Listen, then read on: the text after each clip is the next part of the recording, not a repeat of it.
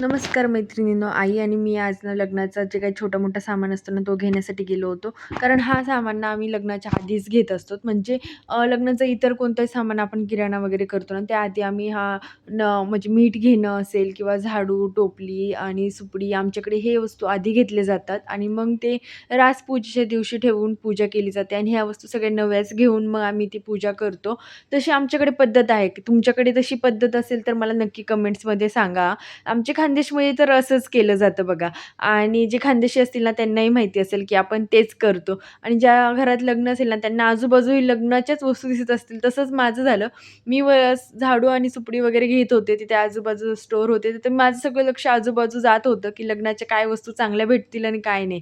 नंतर आम्ही आमच्या देवाच्या घरासाठी तोरण आणि काहीतरी भिंतीला लावायचे वॉलपेपर वगैरे घेतले आणि दत्त जयंती चालू होती. दत्ताचा आठवडा चालू होता म्हणूनच तिथे दत्त मंदिरात ना छान अशा लाइटिंग्स आणि भजन चालू होतं. खूप प्रसन्न वाटलं आणि मी जरी बाहेरून दर्शन घेतलं असेल ना, तरी तो सुगंध जो होता का देव्हाऱ्यातला, तो सगळा बाहेर येत होता आणि खूप मनाला समाधान वाटलं. खूप शांतता भेटली. चला, देवाचं दर्शन घेऊन आम्ही पुढे निघालो पुढच्या शॉपिंगसाठी आणि मग आम्ही किराणा दुकानातूनच हळकुंड घेतली. जी लेकरवाडी हळकुंड म्हणता ना, तीच घेतली आम्ही मोजून व्यवस्थित आणि सुपाऱ्या घेतल्या, कुंकू घेतला. हाही सामान आम्ही इतर सामान घेण्याआधी सुरुवात त्याच सामानांपासून होते घरातल्या आणि सगळी शॉपिंग चालू असताना माझं व्हिडिओ तयार करणं चालू होतं.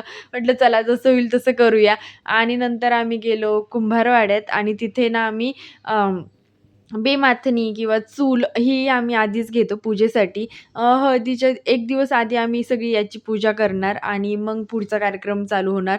ते घेऊन आम्ही घरी निघालो आणि चला भेटूया अशा छान-छान व्हिडिओमध्ये. कसा वाटला व्हिडिओ नक्की सांगा. फॉलो करायला विसरू नका. बाय.